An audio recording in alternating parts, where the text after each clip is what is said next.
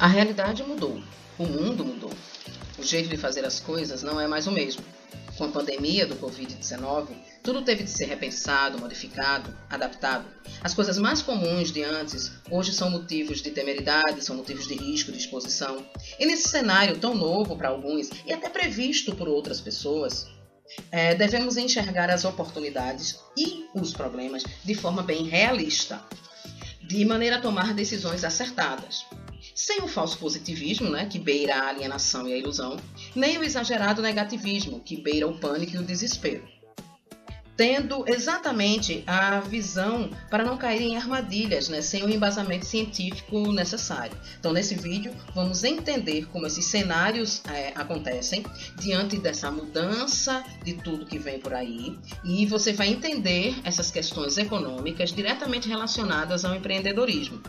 Mas antes, não esqueça de dar um like, se inscrever no canal e assinar e acionar as notificações para receber sempre as novidades. Com todo esse cenário de pandemia, a gente esquece muitas vezes de entender o cenário de economia global. É muito difícil e eu estou sendo questionada nos meus vídeos, nos comentários e nas aulas sobre, mas professora, a gente só fala nisso porque realmente o coronavírus, o Covid-19, ele veio para alterar o status quo, ele veio para alterar a realidade. Então, existem coisas que alteram a realidade. Então, a fome, as guerras, a pandemia. Então, ao longo da história, sempre houveram mudanças. E essas mudanças são sempre provocadas por revoluções, por insatisfações. Então, vamos elencar isso de maneira mais adequada. Você vai ver fome, revolução, você vai ver guerra e você vai ver pandemia. Sempre vai estar relacionado quando não estão os quatro interrelacionados. Então, a gente está vivendo num momento de descultura, onde o coronavírus ele traz um momento de reflexão e um momento de mudança dentro de toda a maneira de viver. Então, os casos só aumentam, a cura não existe, ela ainda está sendo estudada, Nós devemos fazer a nossa parte, cumprindo a quarentena, o isolamento social e facilitando com que as coisas possam ser consumidas com parcimônia, para também não incentivar o aumento do preço e até boicotar empresas ou produtos que estejam fazendo esse uso inadequado, aumentando seus preços. A gente deve sim ser vigilante nesse aspecto. Então, com tudo isso acontecendo, a economia mundial, agora a gente não está falando só do Brasil, nem só dos Estados Unidos, nem só da China. Para vocês terem uma ideia, os Estados Unidos é a maior economia do mundo e a China é a segunda maior economia do mundo. A gente está falando do mundo inteiro. Então, de todos desses países, todos eles estão tendo um choque, uma crise financeira.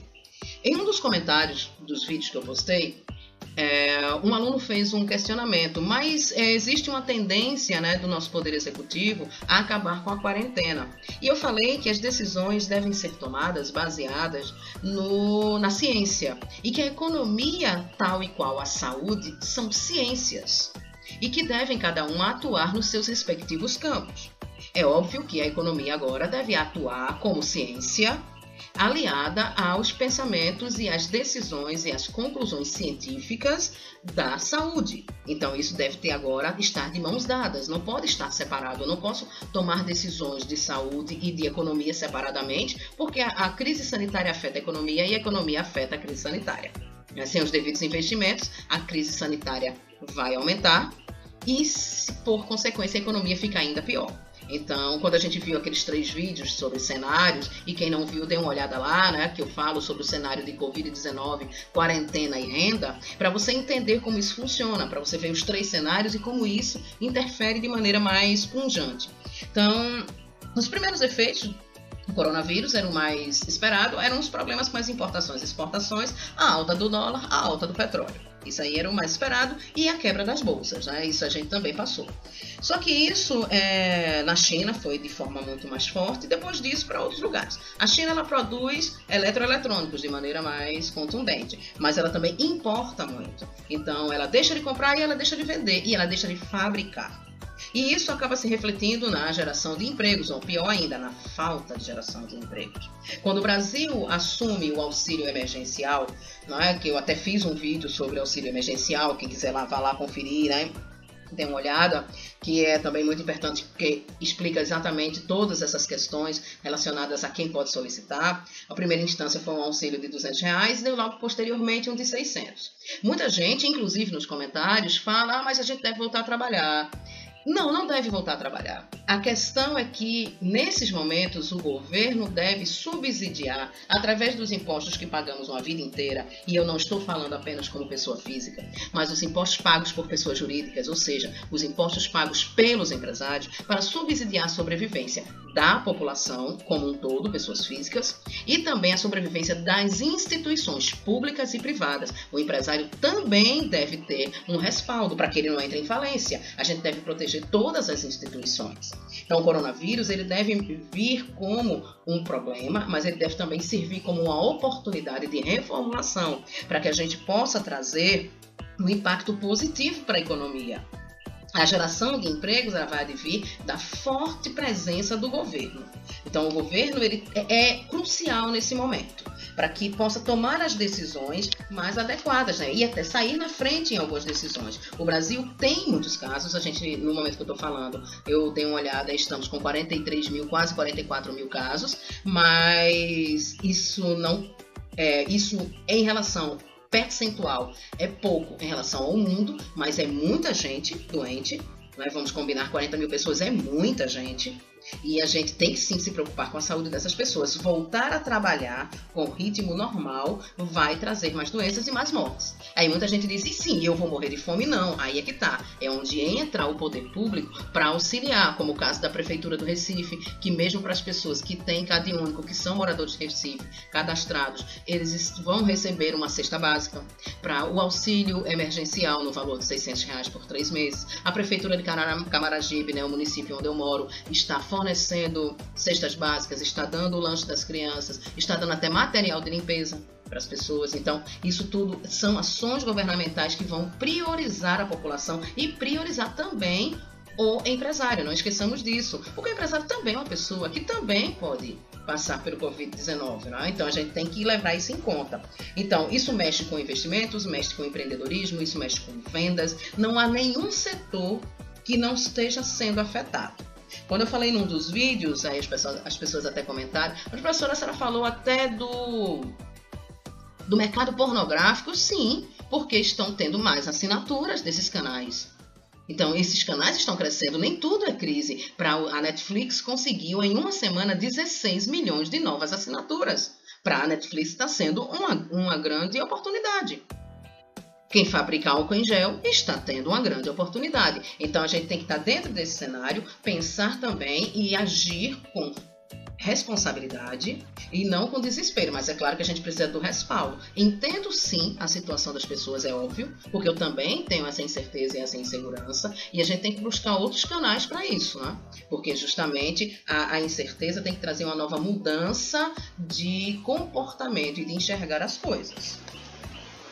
E quais são os produtos que são mais diretamente afetados por essas questões de alteração do custo do dólar, né? A gente está vendo que vem numa crescente muito grande. Então, a comercialização desses produtos, a venda desses produtos vai ser mudada, como também as empresas que empreendem vendendo e fabricando esses produtos. Então, na verdade, essa parte se refere não só à questão da parte de vendas propriamente dita, da tomada de decisão, mas até da tomada de decisão de empreender com uma nova empresa ou de manter-se empreendendo com empresas que já existem. É um momento de grande dúvida, de grande incerteza. Então, por exemplo, empresas como de alimentos, elas aparentemente não tiveram perdas. Então, até porque na quarentena as pessoas, os empresários puderam continuar abrindo os seus negócios. Então, empresas de ração, né, de produtos PET, farmácias, supermercados podem funcionar, restaurantes podem funcionar para delivery. Então, aparentemente não houve diferença, mas não é bem assim. Com a alta do dólar, muita coisa muda e afeta, obviamente, o bolso do brasileiro. Então, a primeira coisa que muda seria o preço dos derivados de farinha, como, por exemplo, pães, biscoitos, bolos, massas. Então tudo isso afeta, isso no dia a dia das pessoas, tá? O pão ele pode chegar a ser 20% mais caro e o macarrão pode chegar a 12% mais caro. Então massas alimentícias, pães industrializados, tudo isso é produzido aqui no Brasil e alguma parte é produzida na Argentina, e esses produtos sofrem sim a mudança de preço. Então o Brasil ele não é autônomo na produção de trigo, por exemplo. Então, se o dólar sobe, o preço do trigo também sobe, o que encarece a sua importação e a sua exportação. Então, para empreender em tempo de coronavírus, a gente deve levar isso em conta, os produtos em que as pessoas estão utilizando. Então, quando você pede no delivery um hambúrguer, você tem que saber que aquele pão que está vindo ali, ele já está com o preço alterado porque o preço do trigo foi alterado. E o que é que muda também? Muda o preço do combustível. O combustível teve uma queda, devido à queda do petróleo, mas nem sempre a gente percebe isso nas bombas, nos postos de combustível. Então o combustível estava a R$ 4,29, está agora, a última vez que eu olhei no posto, a R$ 3,89, caiu o preço. Mas isso caiu não foi porque barateou, caiu porque as pessoas pararam mais de consumir o petróleo. E obviamente o preço teve que diminuir, até porque a Rússia começou a produzir mais petróleo do que deveria e causou também uma queda muito brusca no preço do petróleo, o que para nós não é tão ruim como pessoas, mas isso a gente talvez possa ter que esperar aí um aumento no preço do combustível. Eletrônicos, eletrodomésticos também, principalmente porque muitos produtos são importados da China, são importados dos Estados Unidos e obviamente esse preço vai fazer diferença, certo?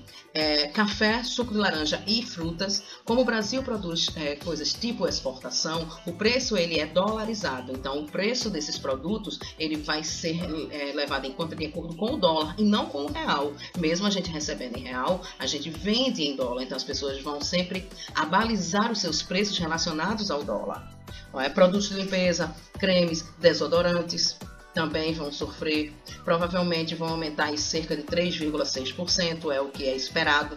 Remédios também podem encarecer, porque muitos remédios eles precisam de licenças que são relacionadas com preços dolarizados, e aí tem muitas farmácias que já estão estocando. Então você percebe que existe uma série de produtos que estão sendo aumentados seus preços devido a essa sensibilidade ao dólar. Nossa economia é dolarizada e tudo é voltado para isso. Então produtos, para a gente fechar, como é o caso da soja, que você percebe que o óleo de soja ele aumenta significativamente e com isso a gente percebe que a influência do dólar é muito grande. Faz parecer que não é tão complicado assim, mas na verdade é. Você já deve ter ouvido falar no termo circuit breaker. É um termo muito falado atualmente. E caso você não sabe o que significa, é uma ferramenta que é utilizada para interromper todas as operações das bolsas de valores quando há uma queda generalizada dos ativos. O que são os ativos? Ativos são as vendas de ações, a geração de lucro no mercado de capitais. Então, agora, se você estiver questionando qual seria o motivo desse aumento brusco, você deve imaginar o seguinte: a interrupção de todas as operações na bolsa no meio de um circuit break serve para quê? Serve para reagir a oscilações bruscas que acontecem diante de emergências, ataques terroristas, guerras, grandes problemas de saúde, crises sanitárias, como é o caso do Covid-19. Então, tudo que mude a alocação de recursos positiva, obviamente, na Bolsa. E quanto mais excessiva essa oscilação, mais haverá circuit break para proteger essa oscilação. Então, com essa pausa, é esperado um equilíbrio nas operações de compra e venda desses ativos, de forma a evitar uma nova queda ainda mais agressiva. No Brasil, o circuit breaker foi criado em 1997. E em 2020, houve em uma semana 4 circuit breaks. Então, em 5 dias de ação da Bolsa, 4 dias teve circuit breaker. E além disso, em um mesmo dia, houve mais de uma vez. Então, se percebe que é algo que é muito complicado e muito importante saber, porque isso vai interferir no preço de todos os produtos que a gente utiliza. Então, o índice da bolsa cair mais que 10%, no último pregão ele diminui o volume de vendas e pode chegar a fazer o circuit breaker. E essas atividades serão paradas por 30 minutos. Quando a queda ultrapassa 15%, o circuit break passa a ser de 1 hora. Se passou a hora e ainda cair 20%, aí fica suspenso de vez. E as regras elas valem para nos últimos 30 minutos de funcionamento do pregão. Esse aí acaba o pregão do jeito que estiver. Com o coronavírus, né, tá no radar, o circuit break ele fica sempre o tempo todo sendo acionado. Ações como Petrobras, Vale, Itaú, elas acumularam perdas imensas. O Bradesco acumulou perda de 82 bilhões de reais. Então, são números muito significativos. É por isso que é tão necessário isso para manter, né, os ativos sempre valorizados, para as empresas não terem prejuízo e, por consequência, gerar desemprego, né? Mais desemprego do que a gente já está sentindo por aí. E nesse cenário todo, como é que a gente deve proteger o nosso dinheiro? Tá? Quem tem investimentos na bolsa, quem tem poupança, quem trabalha com ativos, né? Quem trabalha com investimento de alguma forma, que guarda o dinheiro, seja ele pouco, seja ele muito, quem tem o mínimo de dinheiro, está muito preocupado com essa questão. Muita gente vive de mercado financeiro, mas muitas empresas também estão preocupadas porque as mudanças nas bolsas de valores também mudam e alavancam o preço do dólar. Então, isso também influencia na maneira que a gente lida com o dinheiro, porque isso, obviamente, reflete na desvalorização do real, né, a nossa moeda. Então, a gente deve levar em conta que existe o B3. O que é isso? O B3 é o Brasil, Bolsa e Balcão. O que é isso? O Brasil, Bolsa e Balcão, o B3, é um sistema para garantir que não haja grandes oscilações na Bolsa de Valores e grandes oscilações no preço do dólar, que reflete, obviamente, no preço de alguns produtos que são muito importantes para a nossa balança comercial e para a formação do nosso produto interno bruto, né, o PIB. Então, para vocês terem uma ideia, houve já momentos em que foi acionado 4 vezes, em 4 dias o circuit break, totalizando 6 vezes numa semana de 5 dias úteis, porque em um dia foi acionado 2 vezes. Então, daí você percebe que os danos eles são muito significativos. Então, o que é que deve se fazer? Primeira coisa, se diversificar os investimentos. Não é hora de concentrar investimentos. Então, você deve pensar que o mercado financeiro ele tem uma grande quantidade de coisas que podem fazer. E você deve imaginar isso em companhias mais sólidas, em setores mais resilientes. Então, seria alimentação, remédios, petróleo, minerais, coisas que a gente sabe, bancos, porque coisas que a gente sabe que são saudáveis. Não é o momento de fazer investimento de risco. Ninguém vai colocar sua carteira de investimentos agora em investimentos que a gente não sabe do que vai acontecer, né? O cenário ele ainda é muito incerto, né? Muito inseguro, depende muito de algumas decisões. Então, quais são esses lugares mais interessantes para a gente investir? Bancos, em setores como energia, que são mais estáveis. E para isso você tem que entender um pouco do seu horizonte de investimento. E esse horizonte de investimento vai depender do seu perfil.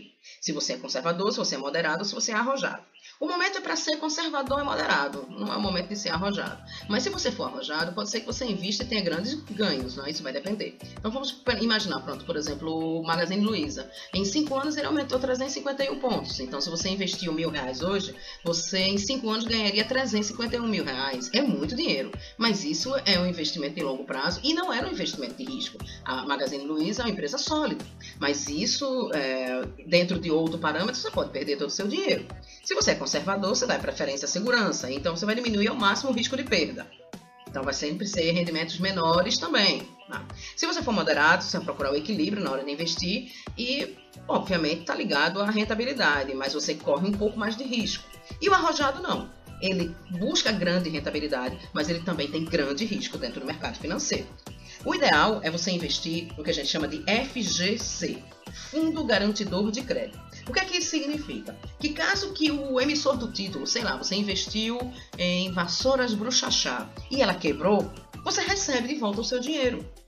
Então você tem a garantia de que o seu dinheiro vai retornar. Esses valores vão até 250 mil reais, que é uma boa soma, vamos combinar.